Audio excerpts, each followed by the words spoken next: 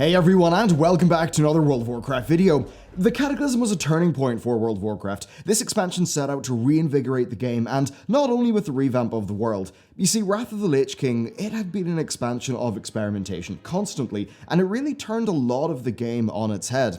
First though, today's video is made possible by Audible. Audible have a massive library of audiobooks, including many of the recent World of Warcraft tie-in books, like Illidan, War Crimes, Stormrage, and Proudmoore. They're all on there, and, excitingly, Before the Storm is coming out in under a month. So if you sign up for a free trial with my link, not only will you help out the channel a great deal in these turbulent times on YouTube, but you'll also get a free audiobook of choice. The book's yours for life, even if you cancel, so there's no risk. They're pretty much just giving you a free book of your choosing and hoping you like the service, and you can still use that credit. You can just hold on to it and use it for Before the Storm if you want. But War Crimes itself is a great read, and of course you're going to see Christy Golden's work in the game throughout BFA, and of course with her setup for that expansion, Before the Storm, which is coming out dead soon. So Cataclysm was aiming to learn from the wins and the losses of Wrath, and basically establish a new era of World of Warcraft. It did that and more, and not always in the ways that Blizzard would have liked. First, I've got to bring you back to BlizzCon 2009. The game was doing fantastically at this stage, and we were all waiting to hear about Icecrown Citadel, which I would say is one of the most anticipated raids in the history of the game. World of Warcraft was, of course, performing extremely well, and the stage was set for its next entry to be announced. Ladies and gentlemen, I give you World of Warcraft Cataclysm! BlizzCon 2009 is a really interesting one. Not only did they cover a new expansion, but they detailed a big new patch to the game. 3.3 brought ICC along with 3 new 5-player dungeons, the Cross-Realm Group Finder system, and a few other changes. And while the Cross-Realm Group Finder was a bit contentious at the time, overall it was a hell of a patch, as players would quite soon find out. Now, the Cataclysm announcement itself, you know what, it could not have went down better for Blizzard. The setup for this expansion meant that it could easily latch on to people's nostalgia. The world revamp came with the promise of being able to enjoy Azeroth again, and, you know, times have certainly changed since then, but back in 2010, people were not concerned about losing the old zones. They felt ancient in comparison to Northrend, which people have been used to. Something which I guess might seem a bit funny to newer players. But also, the ability to fly in the revamped zones, that just had the crowd going wild. And that might seem rather standard now, but back then it was a massive deal. People could experience the world that they had known just from a very different angle. And regardless of the gameplay implications of flying in the old world, the idea was cool enough to sell people. And then, of course, we were getting excited about the 2 new races in the game. We had Worgen and we had Goblins. Goblins had been in the game for years, and naturally people really wanted to get their hands on them. And as for the Worgen, well, they would finally be answering a very old question. Just what the hell was going on behind the Grey Main Wall? And then for the new expansions in this zone, that also got people really hyped. For a long time, people had been wondering, what the hell is going on with Grim Batal? What's up with that big wall at Tanaris? All of these mysteries had existed in the game for years, and of course there's Mount Hyjal, a massive part of the game's history. It wasn't there for launch. The idea of exploring to there had been hyped up for years by players, and finally, you would actually get to go and see it. All of this is to say that Cataclysm was able to latch onto so many inherently exciting parts of the established game that people could not help but be interested. And then of course we've got a stack of new systems, most notably the Path of the Titans, a new max level progression system that was going to maintain the sense of progression for far longer than just the first few days of leveling. Players would select a Titan and they'd pretty much follow that Titan's path, and as they would advance they would get character upgrades, both major and minor. Then 8 months later, a few weeks before the public beta, Blizzard announced the cancellation of that system. They just could not find a way to make it fun, and instead they rolled the functionality of the Path of the Titans into Prime Glyphs as a part of their advancement of the glyph system that had been introduced in Wrath of the Lich King. And of course we can't mention the Path of the Titans without talking about one of its sister systems, Archaeology. Archaeology was conceptually filled with promise. We would explore the world, we'd uncover ancient relics and things like that, we would learn more about the lore, and we would get rewarded in the process. More importantly, we would learn about our Titan creators, and ideally, while we were doing archaeology, we would be progressing through the Path of the Titans. The problem is that with Path of the Titans being cancelled, archaeology really took a bit of a backseat, and it didn't really end up being as large a part of this expansion as many thought. They of course announced many other systems at BlizzCon, including a really major foundational change to raiding. They were going to offer 25 and 10 player versions of raids at the same difficulty, and then continue to support the heroic modes. Little did we know that this would mean that the easier 10 player difficulty, a rough equivalent to today's normal mode, we didn't know that would be gone. Now, at the time of the announcement, it seemed like a good idea, but we'll get back to this one later. Reforging is another exciting system to be announced, and it would basically give you the ability to customize your gear stats, so you could basically make a bad drop be decent and a decent drop be great. And it would help us deal with things like, say, the hit cap, because once you were hit capped, you can't hit a boss anymore, right? So the hit was just wasted, and that was really exciting to people. Then guilds got a whole host of rewards, including a new leveling system, there was guild talents and guild currency. Basically, the theme was change, which is quite fitting, given Blizzard's constant iteration over the Wrath of the Lich King expansion. Now, Icecrown Citadel, the final raid tier of Wrath, it released shortly after this BlizzCon, and it was tremendously successful for the game, which managed to, surprisingly, hold its subscriber years ready for that following year.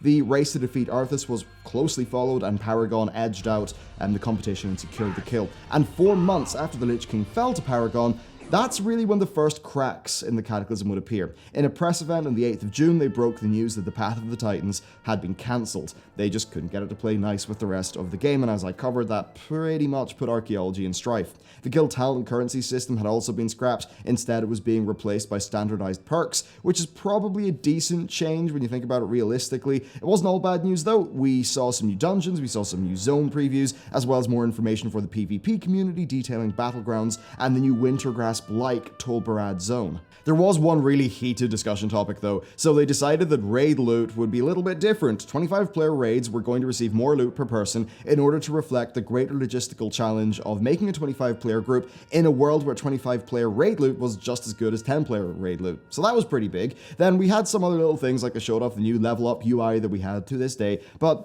time would go on and beta would be a few weeks later. And this beta was a very unique thing. Media had changed a lot. The first professional YouTubers were on the rise, and Cataclysm was able to ride this wave of new media to great success. Not just getting, eyeballs, but also really strong engagement. And luckily for Blizzard, stuff was off to a really positive start. Early reports of the beta dungeons show that they were hard as nails in comparison to the non-Icecrown Citadel and dungeons of Wrath of the Lich King, and the raids looked great. Of course, the questing seemed to be great as well. I still just remember the level of engagement and excitement for Total Biscuit's playthrough of the Worgen questing. Basically, a lot of real highlight moments were shown off really well. And really, there was a positive sentiment that was being carried right through most of the revamped zones up to the new ones for endgame leveling. I did hop onto the beta myself. I tried the revamped Hunter, but I didn't really want to spoil it for myself, so I pretty much hopped off. But to cut a long story short here, the hype was getting really intense, and it took Blizzard actually quite a while to announce the release date and drop the cinematic, but when they did, the internet was pretty much going to explode. And then time would pass, and Cataclysm would release on the 7th of December, a full year after players first entered Icecrown Citadel. We raced to the max level through the new zones, and this was the first time we'd only had 5 new levels, so that final push from 84 to 85 really lasted. Hitting max level in Cataclysm was a very interesting thing, and it's something that I think there's a lot of different opinions on. Now, for me, personally, the first month was one of the best times I've ever had in the game, and as you might imagine in an MMO, this experience was driven by the gearing process, and that really is the right angle to tackle this with. Gearing was kind of similar to Wrath, but very different in execution. So we still had a dual currency system. We had Justice for lower level rewards and Valor for raid tier rewards. And you get an amount of Valor by doing your daily heroic dungeons, so you could get slowly some raid quality loot, including a piece of tier, from doing non-raid content. But dungeons were really a massive focus early on, and the difference between the two expansions was execution. Dungeons were hard, and they were hard in a way that's very different to Mythic Plus today. And while of course the heroics are really remembered, it is worth noting you didn't actually start with heroics in this expansion. Considerable time was spent in normal dungeons, and those normal dungeons, they felt like the Wrath heroics. They were actually tuned really well to be an introduction to the game, but of course soon you would get onto the heroics, and this is where the problems began to surface. First, you've got to remember that for the last year, players were used to the LFD system that we know of today, and bar the ICC trio of dungeons, all the dungeons were just easy chain pull affairs. So the Cataclysm heroics hit these players like a brick wall. If you chain pulled, you died. Hell, if you pulled without CCing, you'd often die. If people messed up interrupting some bosses, you would die. If the tank didn't use their defensives right, you'd die. As if this was all hard enough, healers then had to contend with a mana redesign. Mana management was now extremely important, so a healer with a bad group who took too much damage, they would just go out of mana. And of course, healers tend to get none of the credit but all the blame, so this again led to big problems with random groups. With a guild though, wow, this was some of the best content that we'd really seen. When I think back to, say, Grim Batol, in my head, it's one of my favorite dungeons ever. I loved it. It had some really cool bosses, but if you played it in LFD, you probably don't have happy thoughts about it. Why? Well, after a few days, queues for non-tanks were humongous. They were like 2 hours long. And, the tanks and the healers, they were living in fear. And then, if you actually did get the queue, well, there's some dungeons like, say, Grim Batol, people would just instantly leave, so it would waste all of your time in queue. And then, if you actually did get in a group, the failure rates were so high, the groups, they just fell to pieces all over the place. These dungeons were a bad fit for the new system. But gilded, they were magnificent. The 5-player format's naturally a bit more intimate, with players' interaction standing out a bit more, and this led to really satisfying teamwork and appreciation for the people who are around you. As a hunter, I remember, the fun task of, say, double CCing with Freezing Trap and Chimera Shot, misdirecting, doing all the hunter shenanigans, and really this period of time made me a better player more than any other. Each new mob pack was a new challenge, and they all felt a little bit different. If there was a bunch of casters, you'd be interrupting them. Then the boss mechanics, they had to be learned and executed well.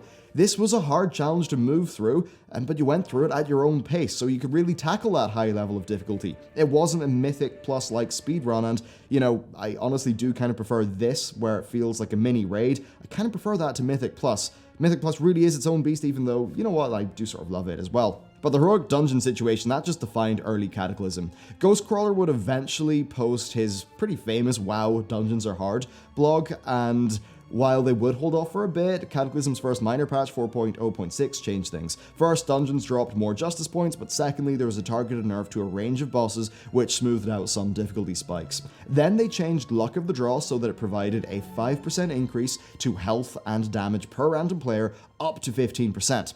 And these changes resulted in the dungeons being quite a bit easier, but still with failure being possible. Now, on the raiding front, things seem to be going well enough. So there was the initial tier of 3 raids with just lots of content for people to do. I raided them on 10-player difficulty, and I was a lot more competitive than I previously was, unfortunately to a cringeworthy level at points. But anyway, this was enjoyable content, but there was a bit of a problem. Many guilds were used to ICC 10, and that was easier than ICC 25, so these guilds were set up for that difficulty, and, well, with Cataclysm they were in trouble. While I don't have numbers, I think it's fair to expect that overall raid participation decreased from the ICC 10 levels. And I can't speak much to PvP, but from talking to PvP players, broadly the Cataclysm period actually seems to be quite fondly remembered, but for my part, I do remember disappointment in Tol Barad, and how it did not really live up to Wintergrasp at all, even though I did like some of the new battlegrounds. The old world revamp at the time was actually quite good. I know it's a bit iffy today, but look, we got new stories, we got a quest flow that felt a lot more modern,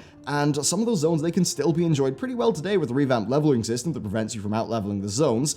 And yeah, I really think this was a great feature for new players and for players who wanted alts. There was an issue though, it took a lot of time to develop that, and if you had an endgame character and you only cared about your endgame character, yeah, then all of that work did not factor into your game. And when we move on to features like archaeology, they ended up being more of a side distraction, not really part of the main game, even though, of course, for many people, hours were spent trying to get Zinrock, Destroyer of Worlds. So how did this really factor in? Well, for the most part, if you're a raider, you just did your raids, then you maybe did your daily heroic for your valor points, then some players were doing their reps, some were doing their PvP, but there was no infinitely replayable system, and you would gear up generally kind of quick, so after a month, it did begin to feel a little bit sparse, and, we'd later find out the extent to which that old world revamp damaged the team's ability to create more content, with the eventual scope of that revamp really outpacing what they originally planned. The general sentiment for the player base was just getting more and more negative by the day, and little did we know how really things were not looking good behind the scenes for Blizzard. Plans for the first raid tier were really faltering, and the game's first patch would not be that large, even though it came 5 months after release. And then the final hammer blow would come in that March. World of Warcraft had lost 600k subscribers, which was large considering the February subscriber report was still 12 million.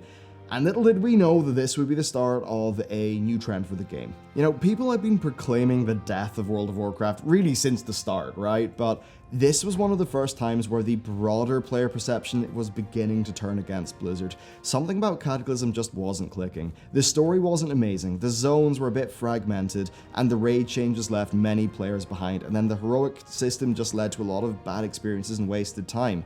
Really, a bitter taste was left in people's mouth by a lot of it, and while it did achieve much and implemented a world revamp that arguably has allowed the game to be relevant to today, there's no doubt that Cataclysm had a very troubled launch.